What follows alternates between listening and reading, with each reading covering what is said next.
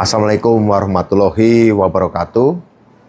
Saya Budiman Sujatmiko, salam sejahtera untuk para pemirsa Total Politik.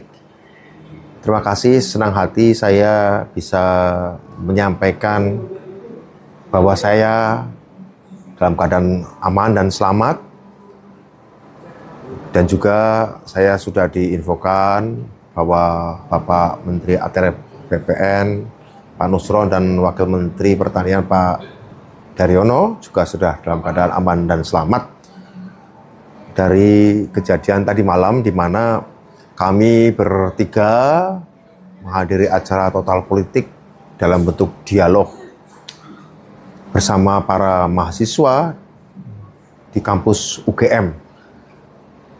Acara dialog sendiri berlangsung dengan baik, dimulai kurang lebih 45 menit sudah berjalan, di mana Pak Wamentan menerangkan tentang kebijakan ekspor satu pintu, kemudian Pak Nusron menjelaskan perihal kesediaan kami para pejabat pemerintah untuk dikritik langsung, ya, bukan sekedar lewat media sosial dan berdialog, dan juga kedatangan saya menjelaskan tentang apa yang menjadi sikap Pak Prabowo terhadap setiap kritik dan bagaimana saya menghargai tradisi perbedaan pendapat. Karena pantangan bagi saya dan kami semua untuk tidak mendialogkan perbedaan. Bagi kami perbedaan bukan untuk memperuncing, tapi untuk saling dipertemukan sehingga bisa mendapatkan solusi. Tentu saja yang hadir mahasiswa-mahasiswa ratusan yang sudah hadir di situ sudah antusias menunggu momentum ada tanya jawab. Namun sebelum tanya jawab itu terjadi, saat saya menjelaskan bahwa sikap Pak Prabowo terhadap setiap kritik adalah tidak boleh ada pembungkaman, tidak boleh ada tindakan-tindakan yang membahayakan, dan tidak boleh ada tindakan-tindakan di luar prosedur yang bisa mencelakai, membahayakan para pengkritik. Tiba-tiba dari arah belakang ruangan muncullah beberapa puluh mahasiswa yang langsung membawa toa dan merengsek ke dalam panggung kami dan mengepung kami dari berbagai arah. Intinya adalah mereka meminta kami keluar dari ruangan itu karena kami dianggap mengkhianati reformasi, dianggap berbohong, mengeluarkan data-data yang salah, ya, tidak membela rakyat miskin, hidup berfoya-foya, ya, macam-macam lah tuduhannya, dan kemudian memberikan kata-kata kotor kepada kami dan pada Bapak Presiden, pada seluruh kabinet juga. Intinya kami harus keluar, kira-kira begitu teriakan-teriakannya. Kami tetap bertahan karena kami merasa bahwa kedatangan kami adalah, kalaupun pendapat kami tidak disetujui, silakan buktikan di mana kami berbohong, silakan dibuktikan di mana kami salah, tapi biarkan kami menjelaskan perspektif kami, juga para mahasiswa menjelaskan perspektif mereka. Dan apa yang sebenarnya menjadi keberatan dari kebijakan-kebijakan pemerintah yang mereka protes dan apa alasan-alasannya. Bukan sekedar kami baca, kami tonton dari berita-berita, tuntutan-tuntutan yang kami baca dari berita-berita saat demonstrasi, tapi juga dalam dialog langsung. Karena bagi kami penting untuk mendialogkan perbedaan. Ya, nah, tapi sayang ada sekelompok orang yang tidak menjadi saya rasa mereka tidak duduk di bagian yang memang sudah hadir, ya. Dan mereka yang hadir juga para demonstran juga, karena sebelum itu moderator bertanya siapa yang kemarin ikut demonstrasi. Banyak yang mengacung, artinya banyak juga demonstran yang hadir di situ, tapi mereka menunggu waktu yang tepat dalam tanya jawab untuk mengkritik dan kami, untuk mengecam kami. Dan kami memang datang untuk itu dan kami diundang, ya. Kami diundang. Nah, karenanya tapi yang sekelompok yang datang merangsek itu memang tidak menginginkan dialog. Mereka menginginkan kami keluar, dan ada salah satu orang yang mengatakan karena dia tepat di depan saya, Pak Budiman, Anda harus keluar, temui mahasiswa, ikut kami revolusi, kira-kira begitu. Dan mereka mengatakan, Pak Budiman,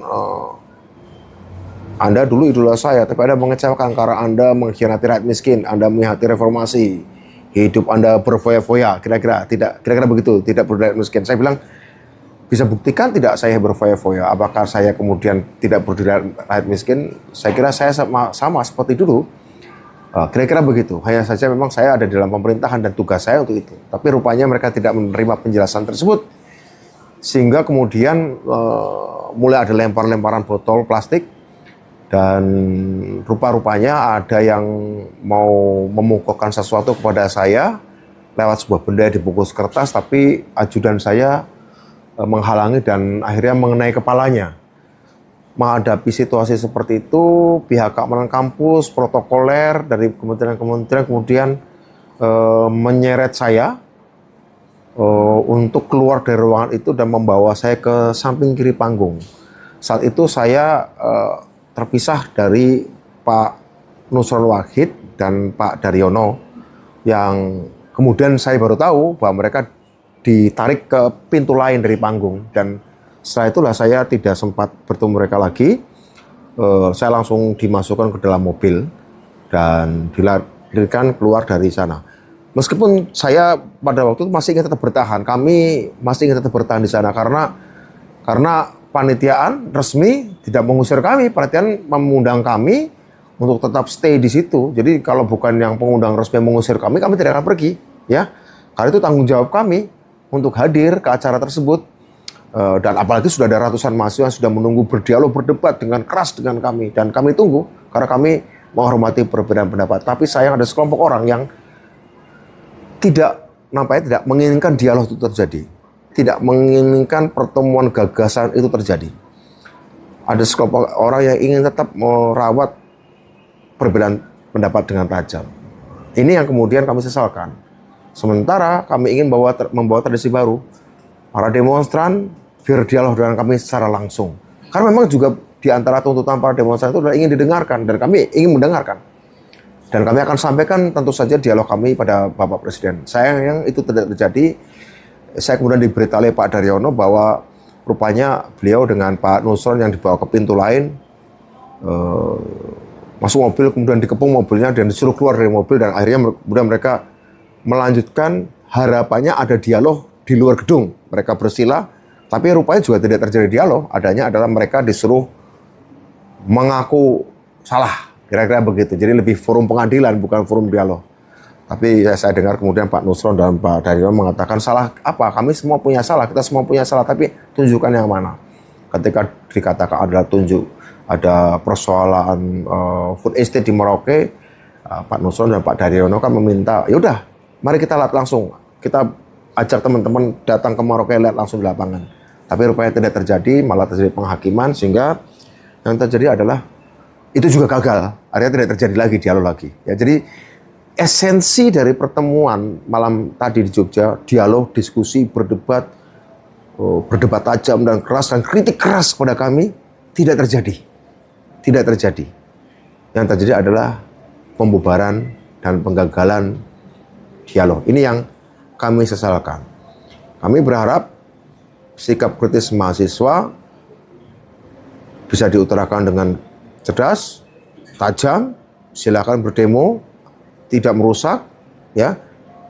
Tetap jaga pintu dialog karena kita ingin mencari solusi, bukan mau mencari keributan. Dan apakah ini akan membuat kami mundur? Tentu tidak. Setiap ada undangan diskusi dari kelompok-kelompok sipil, bukan cuma mahasiswa, tapi kelompok apapun, kelompok buruh, kelompok petani, kelompok nelayan, Bapak Presiden sudah memerintahkan kami untuk para menteri-menteri untuk mendatangi, ya. Untuk mendatangi dan menjelaskan dan sambil mendengarkan aspirasi mereka secara langsung. Jadi saya pikir ini akan berlanjut sejauh memang ada undangan untuk itu, dan kami tidak merasa bahwa ini adalah sebuah